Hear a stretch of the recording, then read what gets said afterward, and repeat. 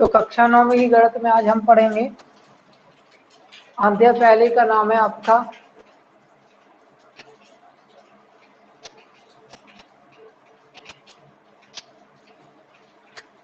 अध्याय 1।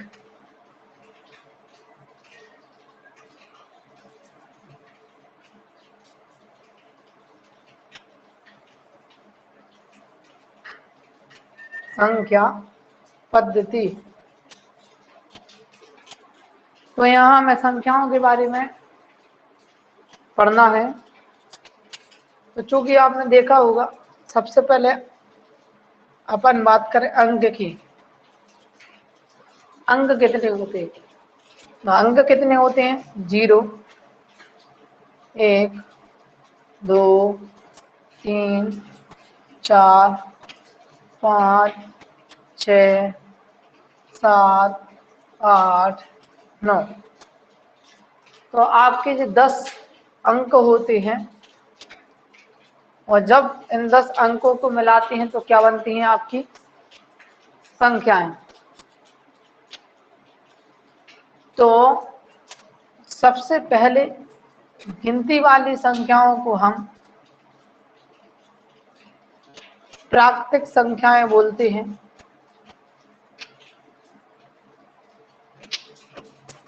गिनती वाली संख्याओं को हम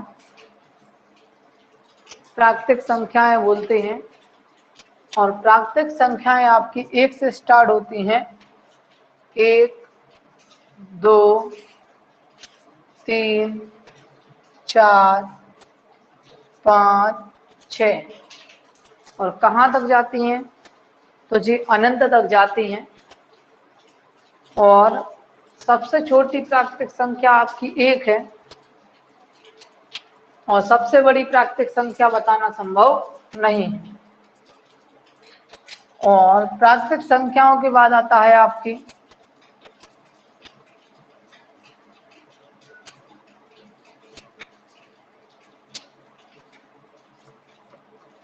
पूर्ण संख्याएं। तो पूर्ण संख्याएं जिन्हें हम इंग्लिश में बोलते हैं होल नंबर। तो पूर्ण संख्याएं आपकी स्टार्ट होती हैं 0 से। 0, 1, 2, 3, 4, 5, 6 और कहाँ तक जाती हैं? तो जी अनंत तक जाती हैं, जिसकी सीमा नहीं है। और यदि आपसे पूछा जाए कि सबसे छोटी पूर्ण संख्या कितनी है, तो सबसे छोटी पूर्ण संख्या आपकी 0 है, और सबसे बड़ी पूर्ण संख्या बताना संभव नहीं है।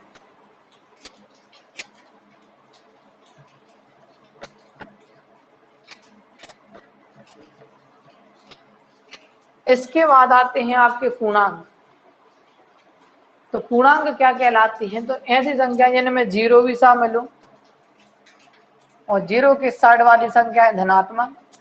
1, 2, 3, 4, 5, 6 और 0 के साइड वाली संख्या है ऋणात्मक। ऋण 1, ऋण 2, ऋण 3, ऋण 4।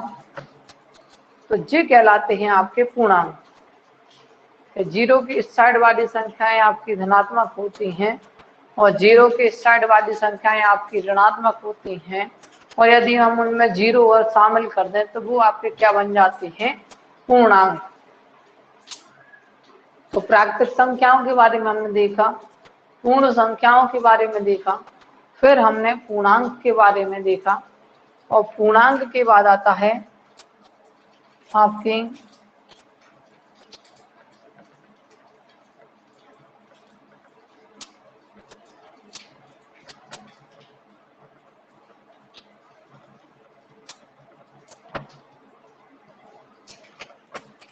परिमेय संख्याएं।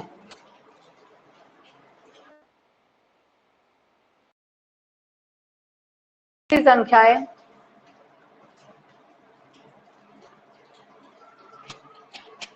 ऐसी संख्याएं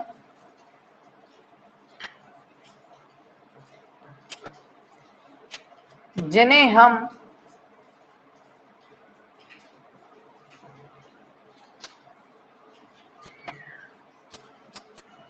P बटे Q या अंश बटे हर के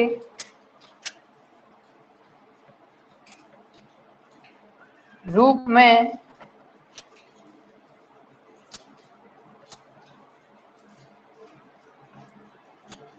लिख सकते हैं।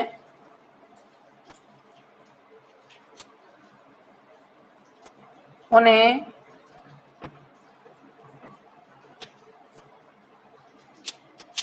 परिमेय संख्याएं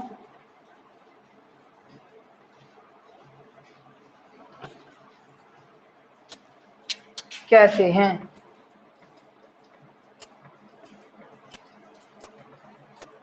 और परिमेय संख्या बराबर होता है आपका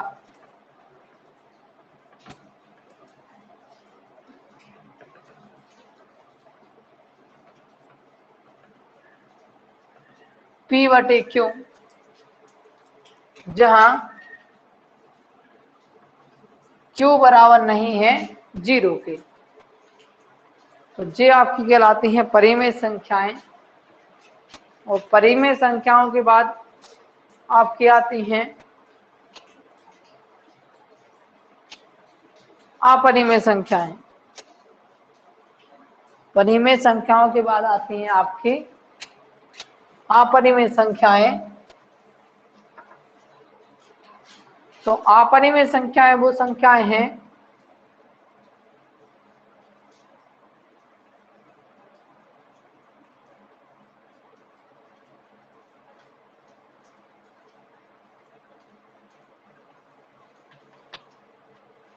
इन्हें हम लिखते हैं ऐसी संख्याएं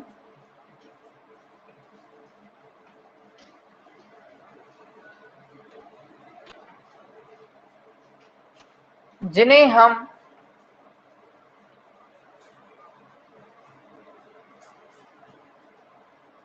P बटे Q के रूप में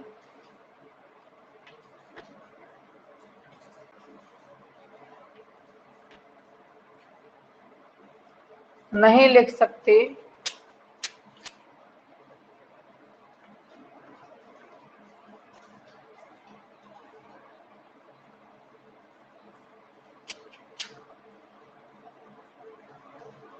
अपरिमेय संख्याएं कहलाती हैं।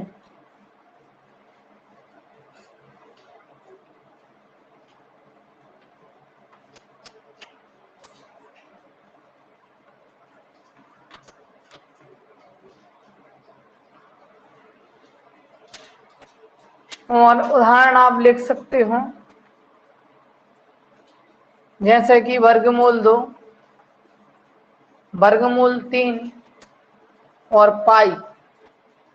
ये सभी आपकी अपरिमेय संख्याएं हैं जिन्हें हम P बटे Q के रूप में नहीं लिख सकते। अब इसके बाद आता है आपका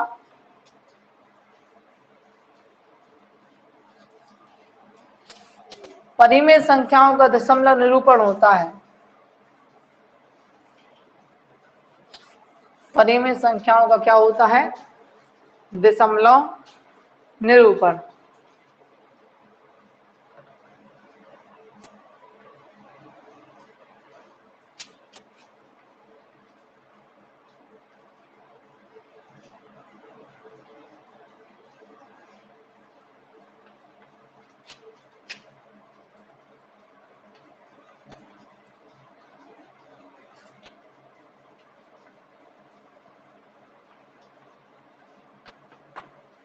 तो परिमेय संख्याओं का दशमलव निरूपण दो प्रकार से होता है। पहला है आपका शांत दशमलव निरूपण और दूसरा होता है आपका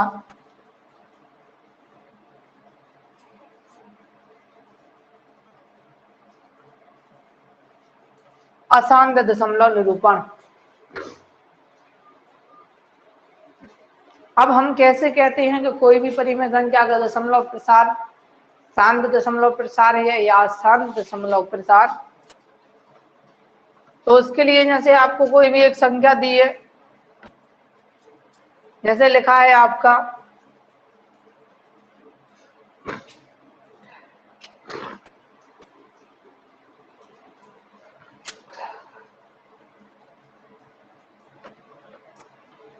36/100।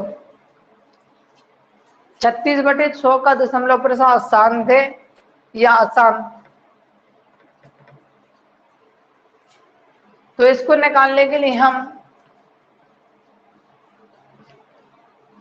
36 में 100 से भाग देंगे। तो चूंकि आप देख पा रहे होंगे कि 36 में 100 से तो भाग जाएगा नहीं, तो हम भाग जा भागनस्ती का शून्य लगाएंगे, फिर हम डेसिमल लगाएंगे। भाग जा भागनस्ती का शून्य, फिर हम क्या लगा देंगे? डेसिमल, मतलब दशमलव। अब 100 या 300 होते हैं, तो जो हो जाएंगे आपके 300। 60 बचेंगे, भाग जा भागनस्ती का शून्य लगाओगे तो 6 बार फिर भाग चला जाएगा, 600 आ जाएंगे। तो इधर 36/100 का दशमलव प्रसार आ जाएगा 0.36। तो ऐसी परिमेय संख्या जिनका शेषफल, ये क्या कहलाता है आपका? भाज्य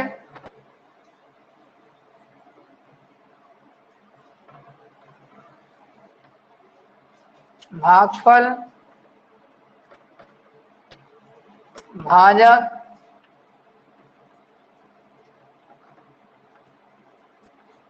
और शेषफल। तो ऐसी परिमेय संख्याएं जिनका शेषफल शून्य आता है वो आपके शांत दशमलव प्रसार कहलाते हैं। और जैसे कि हमने दूसरी संख्या ली 1/7,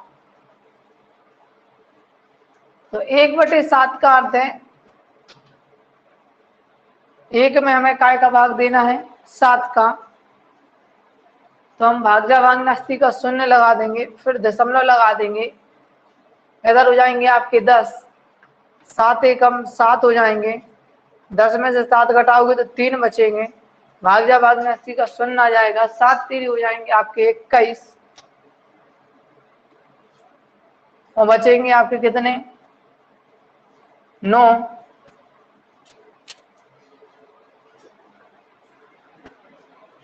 7 चौक 28 हो जाएंगे, सॉरी 7 चौक 28 बचे 2, होगा 20। 7 दूनी 14 हो जाएंगे, बचेंगे आपके 6, हो गए आपके 7 60, 7 8 56 हो जाएंगे आपके, तो बचेंगे आपके 4, 7 पन्ना 35 हो जाएंगे, तो बचेंगे आपके 5, 7 सतैया 49 हो जाएंगे, तो बचेगा 1, फिर 7 एकम 7 हो जाएगा, फिर 3 बचेंगे। इसी प्रकार से ये आगे बढ़ता जाएगा, कभी खत्म नहीं होगा, ना रुकेगा। तो इनका शेषफल शून्य नहीं आएगा। तो ऐसी संख्याएं जिनका शेषफल कभी शून्य नहीं आएगा वो कौन से दशमलव प्रसार कहलाती हैं? आपके अशांत दशमलव प्रसार। तो इस प्रकार हम दो संख्याओं की शांत, मतलब किन्हीं भी संख्याओं की शांत दशमलव प्रसार और अशांत दशमलव प्रसार को पहचान सकते हैं। तो ये था आपका आज का दशमलव प्रसार, परिमेय संख्याओं का दशमलव निरूपण या दशमलव प्रसार। तो धन्यवाद। आज इसके आगे अपन कल पढ़ेंगे, और इसके कुछ क्वेश्चन आज हम अभी ग्रुप में डालेंगे, तो आप उनको हल करके भेज सकते हैं। धन्यवाद।